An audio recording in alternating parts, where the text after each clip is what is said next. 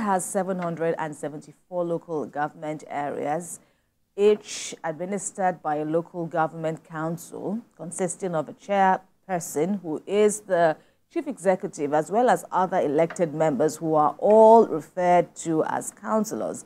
And with a majority of persons residing in local government areas, there's an urgent call for rural development to improve the standard of living. Recall that the Supreme Court months ago granted the local government full autonomy, which many believe will keep the leaders on their toes and ensure they make provision for basic needs a priority.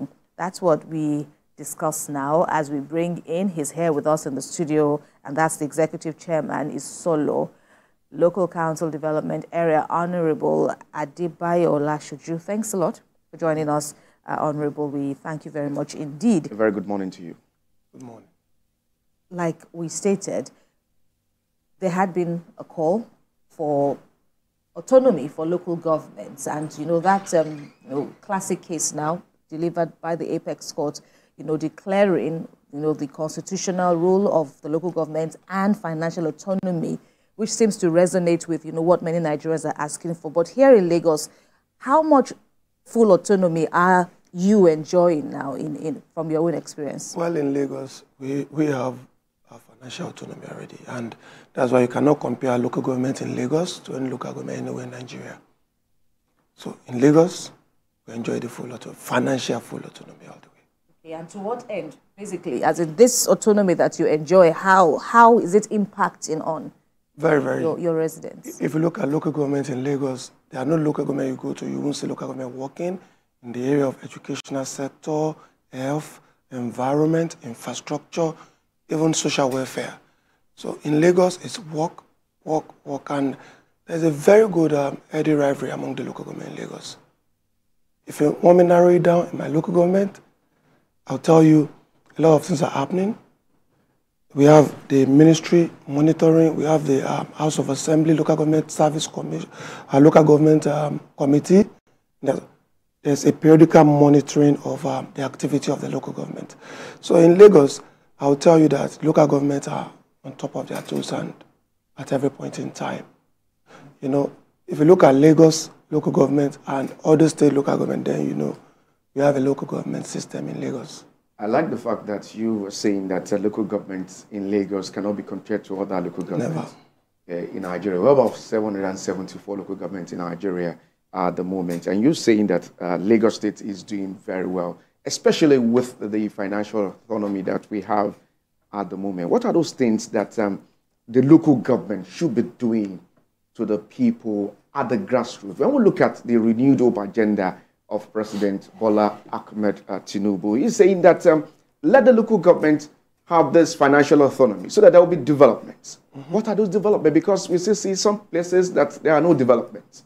Can you tell us what are those things that the local government should be doing specifically to the people at the grassroots? No development in Lagos or other states. Here, let's narrow it down to Lagos. I'll tell you, in Lagos we have what we call Team's Agenda. And I will tell you from the programs, even on TVC, local government monitoring, you discover that Lagos is fantastic. We have local government that has built a stadium in Nigeria. Local government in Lagos. Stadium that even the Honorable Minister came to see. In Lagos, you see roads being constructed, bridges being constructed by local government. I tell you, in my own local government, I will tell you, when we came in 2021, we have a major challenge of roads. Today, I can tell you, rehabilitated, constructed, we have 36 roads, functional. I will tell you, in the area of health. Has that been during your administration? Yes. I know people of that state can also testify to it. 100%. You're on the national TV. Yes. If I tell you something, you will laugh. In Lagos, we have 20 local government and 37 LCDs. So that the dividend of democracy can be closer to our people. This has been running for 21 years. Like I was saying, in my own local government, for example, we follow the Team's Agenda to the letter, and every sector from security to health to infrastructure to even to poverty alleviation is being administered and we follow it to the letter. I'll give you a very simple example. In the area of education, in the next few days, we are doing something.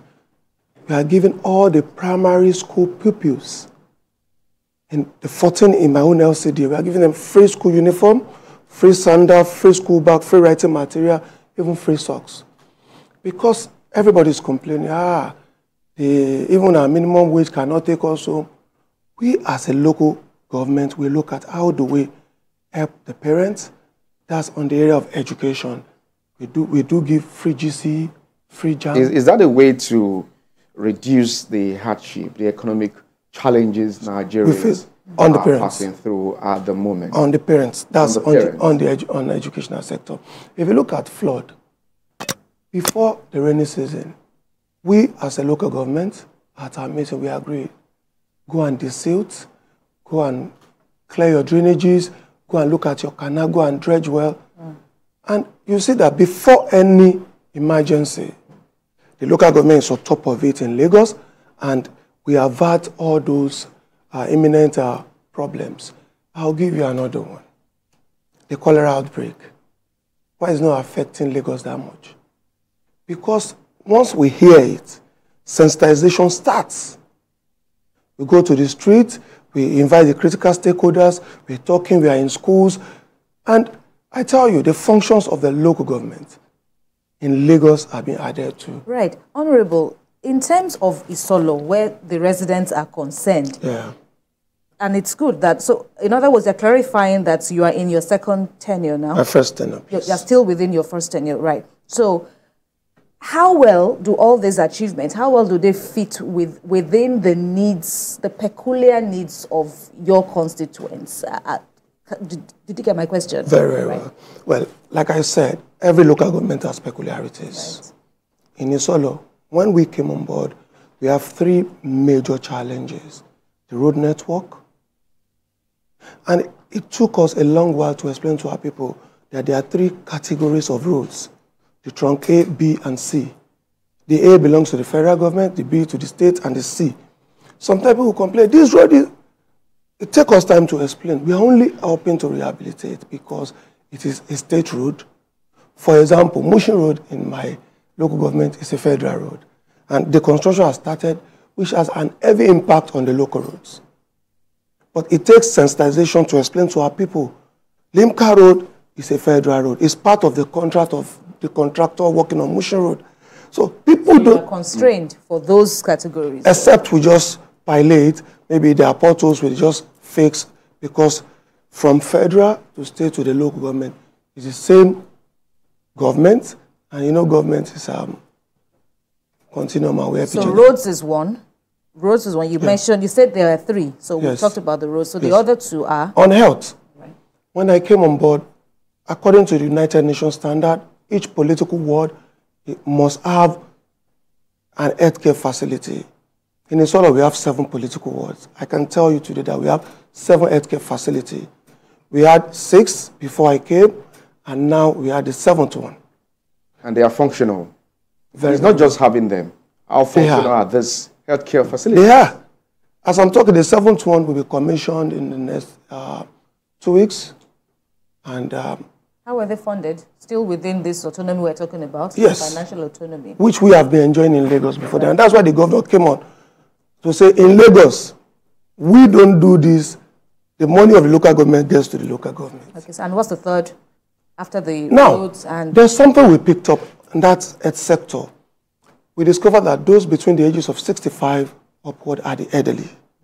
And we have a program for them called Care for the Elderly, where we attend to their basic need of, we ensure that we check their blood sugar, their blood pressure, we check hepatitis B, and we attend to their health facilities. And to even get a statistic for them, they come out, we know them. On a monthly basis, we attend to about 1,200 of those elderly people. Not just that, there are times we even bring food materials to them.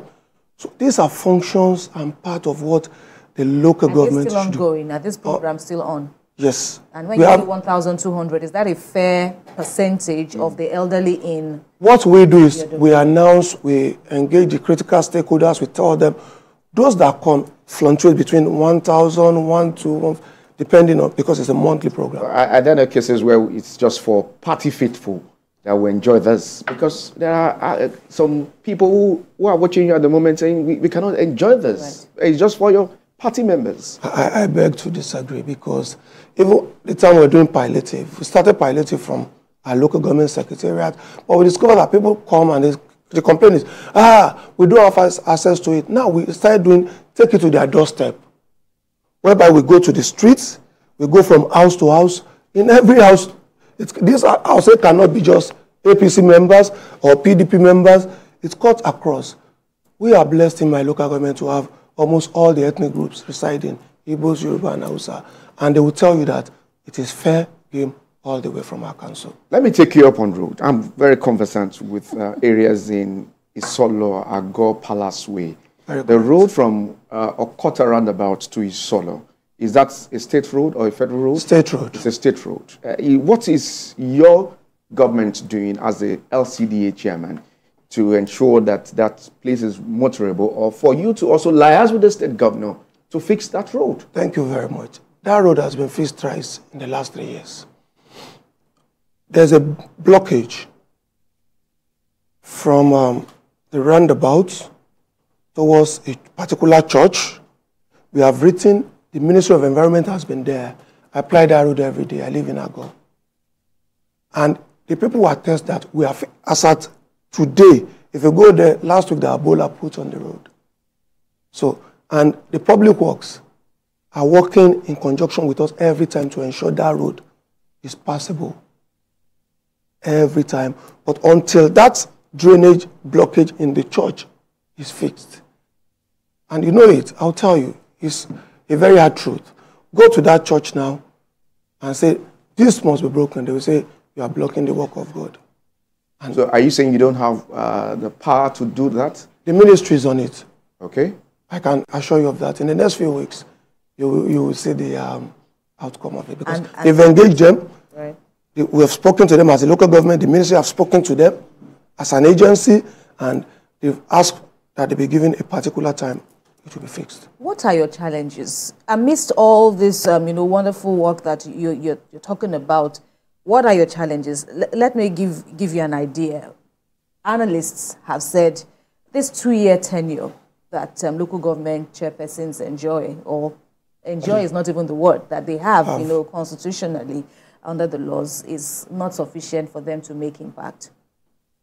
Are they speaking according to in Lagos, we enjoy 4 years. Right.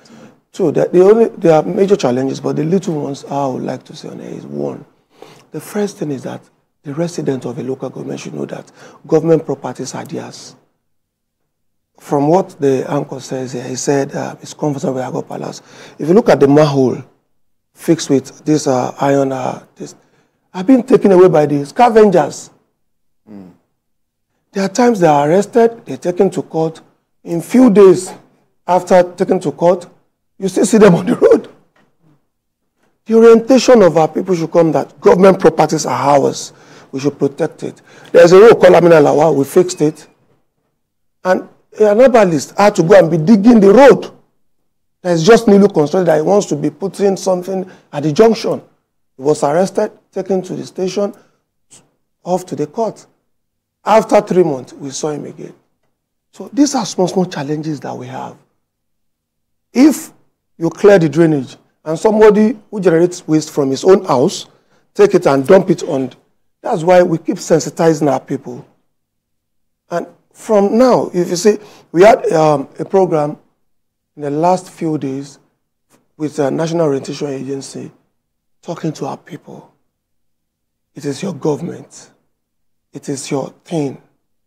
If you look at when we had NSAS, people keep destroying government properties. The same money that we should have used to continue development, we have been set aback because we have to fix what has been destroyed. So our people should come to that consciousness of government property is ours and we should protect it. The area of security, let's now look at it holistically. Aside from this solo, what's your advice to all other local government chairmen 774 local governments in Nigeria. What's your advice to them to be able to develop and ensure that there's appropriate security to residents, to the people at the grassroots? Well, I'll use this medium to say a very big thank you to the governor of Lagos, because today Lagos is the most secured state in Nigeria. There are periodical security meetings in the state. As a local government, we have what we call peace and security meeting. These are a forum where we tackle our security issues. I'll give you a very typical example. When I came on board, the Yakai Road is in a no-go area once it's 6 o'clock. But today, people, residents, shop owners can sleep with their 2 eyes closed because we took a proactive measure to ensure there are lasting solutions. To my fellow chairman, you should take security matters very seriously. And there are not things that can be discussed on air like this. In further calls for reforms, people have also said, analysts, experts have said, our local governments generally are in a mess. Especially one of the factors they say is because, the elections are usually being organized by, state bodies. And, they say to sanitize the system where the government or the governors will be in control of who emerges as the chairpersons or chairman in your case. It's better for INEC, to organize these elections. What do you think? Well, I don't know, but I will say this here. Lagos is a center of excellence. We do everything with excellence. In Lagos, LASEC is doing fantastically well. And is there no election, or has there been any election that you do where the losers will go home easily? No. In Lagos, popular candidates emerge through primaries from our own party, and we go to election. We campaign rigorously. And, sometimes there are always two sides to a coin. It's just like the door, it swings to open here and closes the other way. So if it favors you, if it doesn't favor you, complain. So complain is part of democracy. You somewhat pride yourself with Lagos, and that's why we say it's the best state to be. It's the best state to be, and it's the best state for other local governments to also emulate and ensure that things get better. Fantastic. In the country. Honorable Adebayo Olasoju, the Executive Chairman of Isolo LCD, we thank you very much for making it to our studio, for speaking with us, and we hope that you will continue, to serve your constituents. Thank you. Very well.